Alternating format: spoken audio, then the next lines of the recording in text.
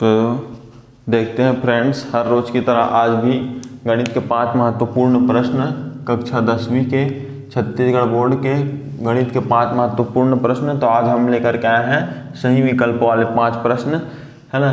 तो देखिए, वर्ग समीकरण x² - 2x + 1 = 0 के विविक्तर ज्ञात कीजिए। विविक्तर, तो विविक्तर क्या होता है? d = b² - 4ac होता है। अब इसकी तुलना द्विघात समीकरण ax² + bx + c = 0 से करो तो क्या आएगा? a के प्लेस पे 1 है, a = 1, b के प्लेस पे क्या है? -2 है, और c के प्लेस पे क्या है? 1। अब यहाँ पर रखो d मतलब विविक्तर का मान, b का मान -2 का स्क्वायर -4ac है ना। a का वैल्यू क्या है? 1, c का वैल्यू 1, तो -4 एकम 4 एकम 4, और -2 का स्क्वायर माइनस गुणित माइनस प्लस 2 दूनी 4, 4 - 4 0।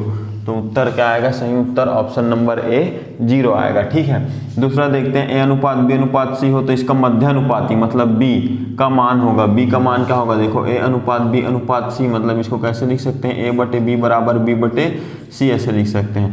तो a और c का गुणा ac हो जाएगा, b और b का गुणा क्या हो जाएगा? b² हो जाएगा, स्क्वायर पक्षांतर होकर क्या आ जाएगा?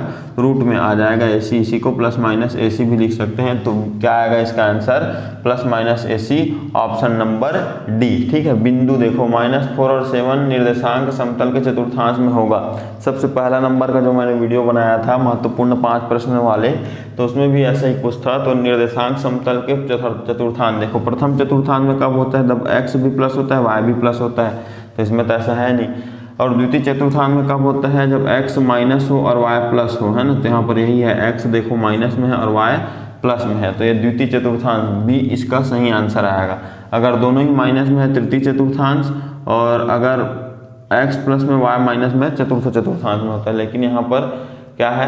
पहला वाला माइनस में है, दूसरा वाला प्लस में है, मतलब ये द्वितीय चतुर्थांश में आएगा। ठीक है, यदि सावधि जमा खाता में ब्याज की गणना 6 माही आधार पर की जाती, 6 माही आधार पर, तो वार्षिक दर लिया जाना चाहिए। वार्षिक दर क्या होता है? सालाना लिया जाता है। अब 6 माही मतलब उसका आधा हो जाएगा, तो वार्षिक दर को क्या लेंगे? आधा लेंगे। ऑप्शन नंबर सी आधा आएगा। cos θ × sec θ का मान क्या होता है? सदैव 1 होता है। भाई cos θ sec θ उल्टा होता है, तो उसका गुणनफल 1 होता है हमेशा, तो 1 आंसर आएगा। cos sec के अलावा क्या होता है? sin θ × cosec θ का भी मान क्या होता है? 1 होता है, इसको ध्यान रखना।